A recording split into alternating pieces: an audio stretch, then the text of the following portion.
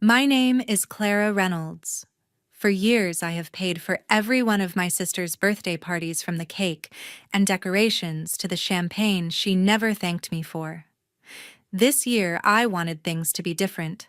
I booked the entire restaurant, arranged every detail, and told myself that maybe this time she would finally see me as part of the family. When I arrived, the valet took my keys and the doorman checked the guest list before calling security. Something in his expression told me something was wrong. Then I heard her voice behind him, calm and confident, as if she had practiced it. "She's not allowed in." I froze.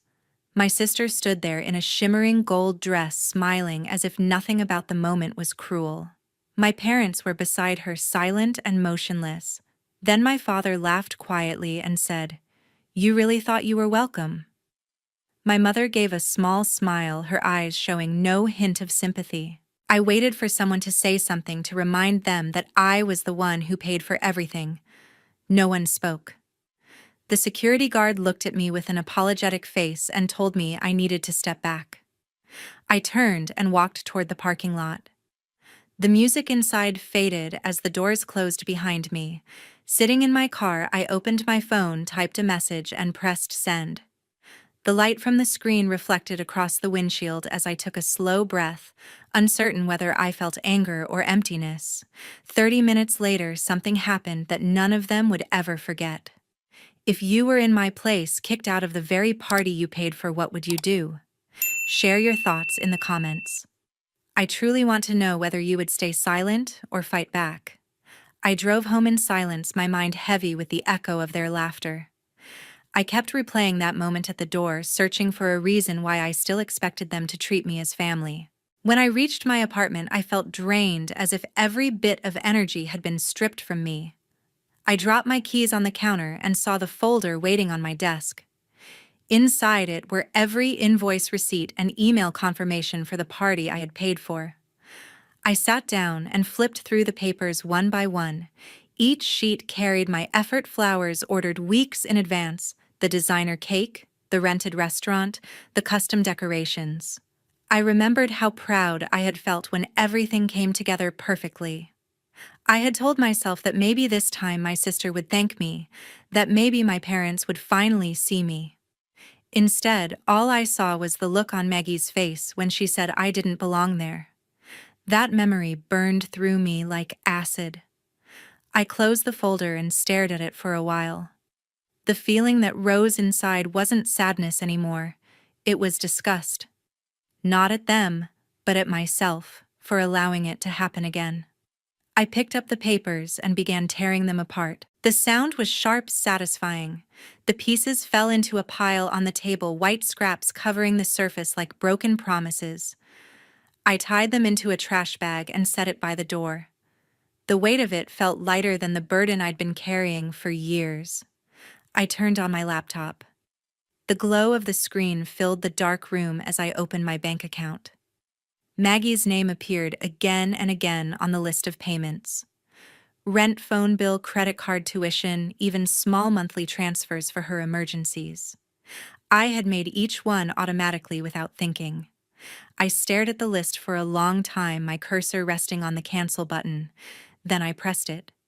Each confirmation felt like closing a door.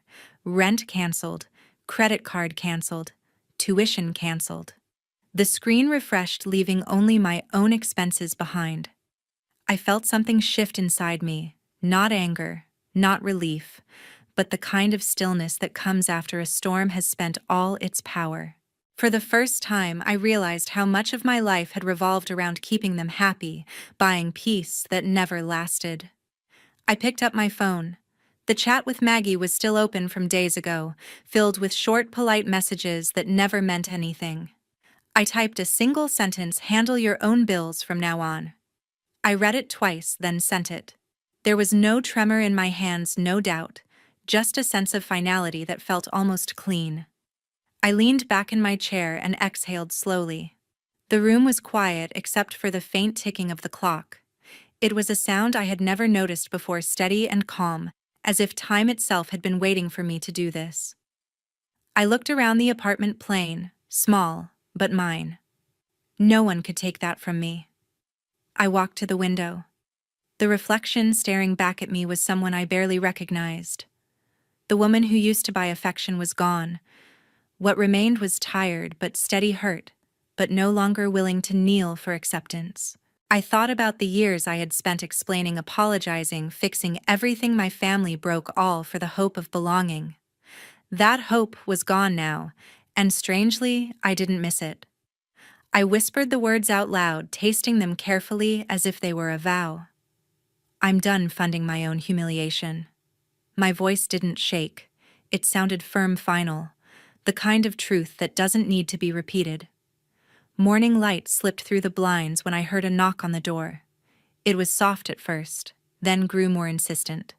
I hesitated before opening it, expecting silence. Maybe a package, but not her. Maggie stood there, clutching a bouquet of lilies wrapped in pale paper. Her eyes were red, her voice shaky. "Can I come in?" she asked. I stepped aside without a word. She walked in like someone stepping onto fragile ground. The smell of the flowers filled the room, too sweet, almost desperate. Maggie placed them on the table and turned to me. "I was wrong," she began. "I shouldn't have said what I did yesterday. It wasn't what I meant." I said nothing. She kept talking, her voice trembling between apology and justification. "You know how Mom gets, how Dad pushes. I didn't want to make things worse.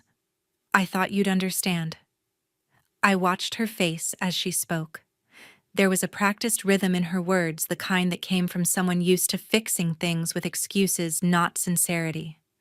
Her tears came easily, and for a moment I wondered if they were for me or for herself. She took a step closer, lowering her voice.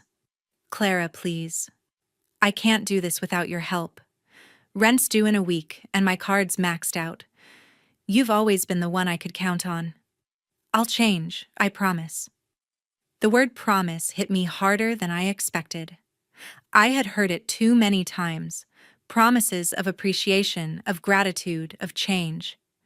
Every one of them had dissolved the moment she got what she wanted. I let her finish speaking, then took a slow breath before answering. "You'll have to stand on your own for once." My voice came out calm, almost gentle.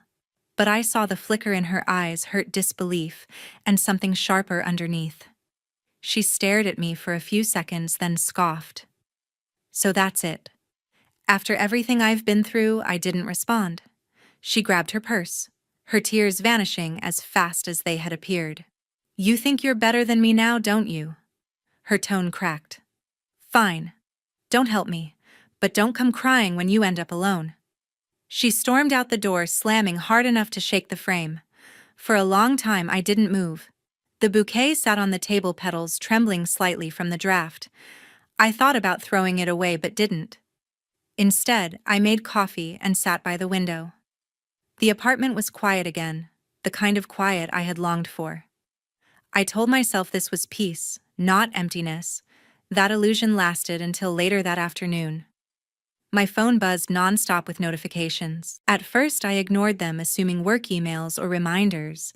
Then I saw Maggie's name trending on social media. She had posted a long caption under a photo of herself crying, claiming her jealous sister cut her off financially out of spite. She didn't mention my name, but the details were too specific to mistake. "Some people act generous just to hold power over you," she wrote. "And when you stop worshiping them, they show their true face." The comments came fast. Friends, acquaintances, even strangers chiming in, calling her brave, calling her sister cruel. I read every word without flinching. For years I had been her silent benefactor, the invisible hand that kept her life from falling apart. Now she had turned me into a villain to feed her own story. I closed the app not out of anger, but final understanding. I deleted her number, her messages, her contact from every account. It wasn't rage that guided me, just the certainty that I was done playing her part. I walked to the trash and dropped the bouquet inside. The flowers were already wilting, their stems bending under their own weight. For the first time in years, I felt something close to freedom. It didn't roar or announce itself. It just settled quietly like air filling a space that had long been empty. The next morning began like any other. I was brewing coffee when my laptop chimed with a new email. The sender's name stopped me mid-motion. Jenna Myers. It had been years since we last spoke. She was a colleague from the firm I used to work for, someone who had quietly stood by me during long nights and silent humiliations I never shared with family. I hesitated for a second before clicking open. The subject line read, "You should see this." Inside was a short message: "Found this while editing last week's event footage. You deserve to know." Below her note was a single video file labeled backstage to raw.move. My stomach tightened as I pressed play. The screen filled with shaky behind-the-scenes footage: decorators adjusting tablecloths, waiters carrying trays, the soft buzz of conversation before guests arrived. Then I saw her, Maggie, standing near the bar with two friends laughing, holding a champagne flute. Her voice came through clearly over the background noise. "It's her money anyway," she said, grinning. "She'll pay even if she doesn't come." The words hit me like a physical blow. For a moment I couldn't breathe. The laughter around her felt sharper than glass, each sound cutting deeper than the last. The video continued, showing her giving orders, posing for pictures, smiling for the camera, the perfect hostess of a party I had unknowingly funded for my own humiliation. I replayed the clip again and again as if repetition might dull the sting, but it didn't. The more I watched, the less anger I felt. What replaced it wasn't calm nor forgiveness, but a vast emptiness, a quiet realization that this had never been about misunderstanding. It had always been about entitlement. She never thought she had to earn anything because she knew I would always pay the bill, literally and emotionally. When I finally stopped the video, my coffee had gone cold. The email notification blinked again. Jenna had sent a follow-up. "I remember how proud you were when you told me about the party," she wrote. "You didn't deserve that. You deserved better." For the first time in a long while, someone said something that didn't sound like pity or judgment, just truth. I sat there for several minutes reading her message over and over. My reflection in the dark screen looked almost unfamiliar, someone quieter, older, steadier. I clicked download, saving the file into a new folder. Then I printed a still image from the video, Maggie laughing, glass raised midair, the exact moment she mocked me. I slid the photo into a folder labeled "For Later." As the printer hummed, my mind started to clear. Every scene from the past few weeks replayed itself like a puzzle, finally aligning: my parents' smiles, her fake apology, the online post, the endless cycle of blame and silence. I had spent my entire life walking away to keep peace that never existed. Every retreat had been mistaken for weakness. Every silence had been treated like permission. Not this time. I arranged the printed papers, neatly stacked them beside the folder, and closed my laptop. The evidence wasn't just proof of what she said. It was proof of who she really was, and of who I no longer had to be. I didn't know exactly how the next confrontation would unfold, but I knew it was coming. My parents would see the truth, not because I wanted revenge, but because they needed to stop believing her story. I placed the folder into my bag, zipped it carefully, and stood by the window. The world outside moved on as if nothing had changed, yet something inside me had shifted completely. For the first time, I wasn't the one running from the noise. I was ready to face it. I turned off the lights, picked up my keys, and whispered the words I had waited years to mean. This time, I wasn't walking away.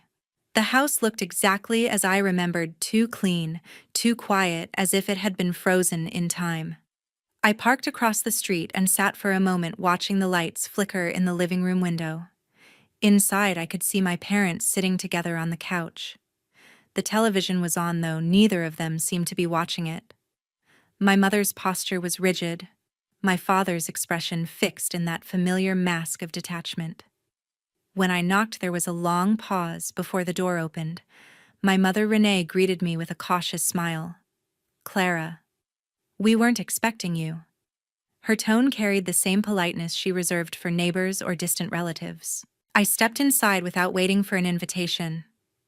My father, Richard, looked up from the couch but didn't rise. The faint sound of a game show filled the silence between us. I didn't waste words. I set my bag down, pulled out the printed still from the video, and placed it on the coffee table. Then I opened my laptop and pressed play. The recording began, laughter, clinking glasses, the glitter of the party lights. And then Maggie's voice filled the room. "It's her money anyway. She'll pay even if she doesn't come." No one spoke. The only sound was the faint hum of the television in the background. Renee shifted in her seat, glancing at my father as if silently asking him to do something. Richard leaned forward, elbows on his knees, staring at the frozen frame of Maggie's smiling face on the screen.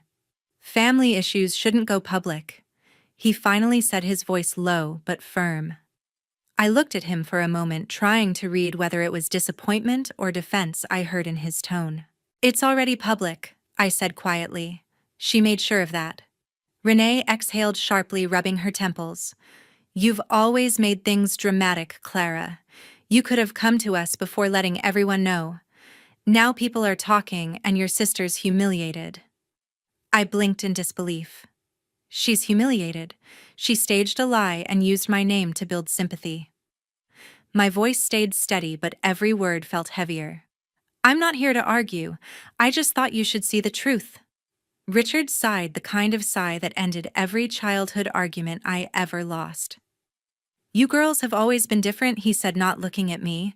"Maggie's impulsive, you're sensitive. That's just how it is." There it was, the same dismissal wrapped in the language of understanding. I had grown up in that tone. It had taught me to shrink my emotions into silence. This time, I didn't. "If you want to keep calling it family, then keep it private," I said. I reached into my pocket, pulled out my house key, and placed it on the table. "But do it without me." Renee's eyes widened.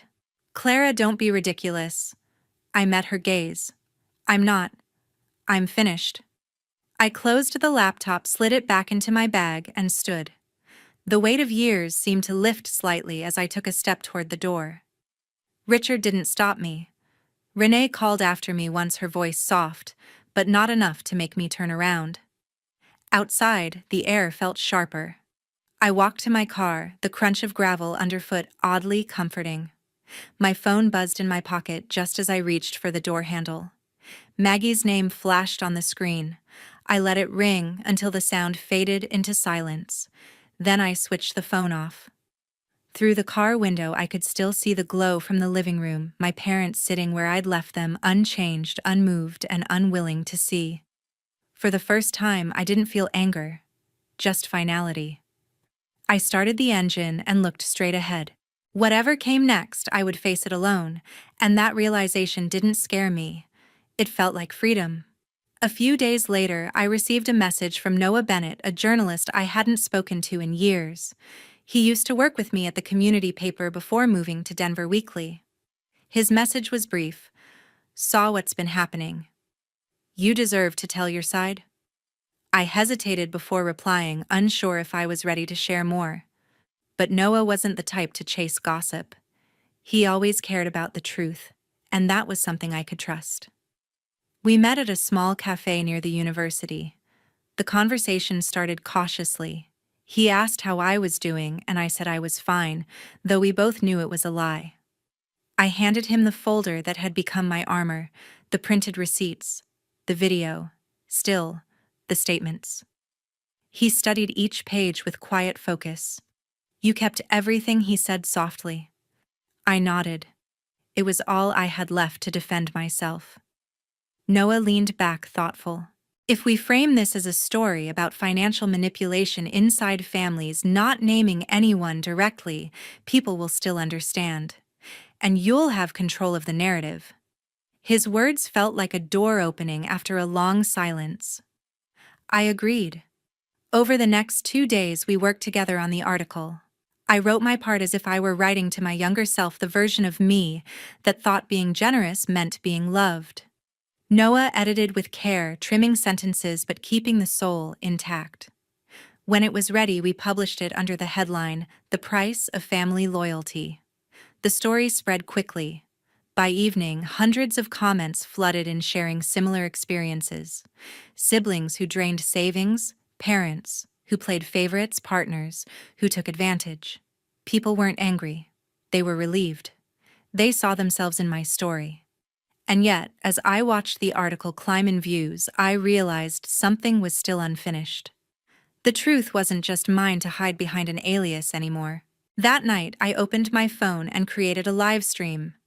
No filters, no lighting, just me sitting at my desk. My hands trembled at first, but when the counter showed 200 viewers, then 2,000, something inside me steadied. I'm not here to accuse anyone, I began. I just want to talk about what happens when love and obligation blur together. I spoke slowly, explaining the events, how generosity became expectation, how silence became guilt, and how people can turn kindness into currency. As I talked, the comments section filled with hearts and words of encouragement. "You're brave. You're not alone. I went through this too." The numbers grew until I stopped looking. For the first time, I didn't feel like the invisible one. I felt heard. By the next morning, the live stream had gone viral. News blogs picked it up. Podcasts quoted it. The phrase "family financial gaslighting" began trending on Twitter. Maggie's PR firm released a statement denying involvement, but the damage was done. Screenshots of her old posts, her sponsorships, her smiling brand endorsements all flooded with comments. Within a week, her biggest client canceled their deal, followed by another. The company she worked with issued a quiet apology for misrepresentation. When I saw the headlines, I didn't feel victory, only clarity. The truth had moved on its own, faster than revenge ever could. That evening, I opened another short live session, not to continue the drama, but to close it. "I'm not here for revenge," I said, my voice calm. "I'm here for closure." The comments section flooded again, but I ended the stream after only a few minutes. As the screen faded to black, I looked at my reflection. The weight that had followed me for years, the guilt, the fear of being misunderstood, was gone. What remained wasn't triumph, but peace. I closed my laptop, took a deep breath, and finally felt what I had been chasing all along: the quiet power of letting go. Weeks passed quietly, yet the ripple kept spreading. One morning, I woke to a headline that made me sit up straight. "Local couple under tax investigation. Financial irregularities at R&R Consulting." The article named Richard and Renee Bennett, my parents. The report explained how years of underreported income and charitable deductions had triggered an audit. The journalist referenced a public discussion about family finances that had recently gone viral, though it didn't mention my name. The irony was almost poetic. The people who once told me to keep problems private now found their own exposed for everyone to read. In the following days, reporters camped outside their neighborhood. Richard's company statement claimed it was a clerical oversight, but the damage had already been done. Renee stopped attending her charity brunches, and their friends avoided eye contact in public. When the city tax office confirmed the penalty, it amounted to more than they could afford. They were forced to put their house on the market. Seeing the listing online felt unreal. The same house where every family dinner had turned into quiet judgment, now framed in bright real estate photos staged for strangers. Meanwhile, Maggie's story took a darker turn. After her sponsors withdrew, journalists began investigating her PR firm. Old clients spoke up about unpaid work, manipulated campaigns, and falsified endorsements. Her name started trending again, this time beside words like fraud and fabrication. I saw one clip of her leaving a studio, head down, sunglasses hiding her face, reporters shouting questions she couldn't answer.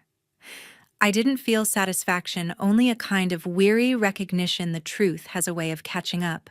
My inbox filled with new messages, invitations to interviews, podcast requests, and offers from advocacy groups. I declined them all except one.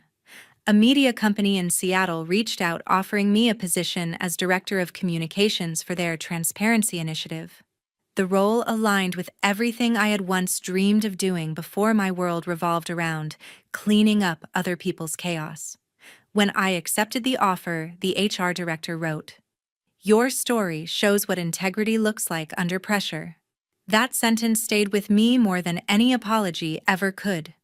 In the final week before I moved, I drove through Boulder one last time.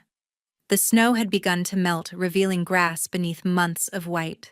Streets that once carried the weight of memory now felt strangely neutral, like pages ready to be rewritten. I packed the last box and turned off the lights in my apartment. As I checked my phone for directions, a notification appeared, one new message from Maggie. It read, "I didn't think you'd actually leave." For a long moment I stared at the screen. There was no anger left, no resentment, not even pity. Only understanding. Maggie had built her world around control, controlling narratives, people, and outcomes. My leaving wasn't just distance, it was proof that she no longer had any power over me. I deleted the message without replying. At the airport the next morning, the sky over the Rockies glowed pale blue. My flight to Seattle was boarding. I looked out the window as the plane rose above the clouds, Boulder shrinking into a patchwork of snow and rooftops. My chest tightened, not from grief, but release. For the first time, I felt untethered. As sunlight filled the cabin, I whispered to myself, leaving wasn't running away. It was freedom. The words felt light like air. The past had lost its grip, and what lay ahead was not revenge, not redemption, but a beginning. Life in Seattle moved quietly, almost like the city had been waiting for me to arrive. My new apartment overlooked a stretch of water that shimmered silver every morning. I kept my days simple: work walks, coffee with colleagues who knew nothing about my past. There were no dinner invitations I felt forced to attend, no family calls loaded with guilt. Peace, I learned, wasn't loud. It was steady. At work, I rebuilt what I had once lost: trust in myself. My team respected me not for what I had endured, but for how I worked. I no longer needed validation from anyone who measured worth through convenience or appearance. Each day as I closed my laptop, I felt a small, certain pride, the kind that grows quietly like roots beneath the surface.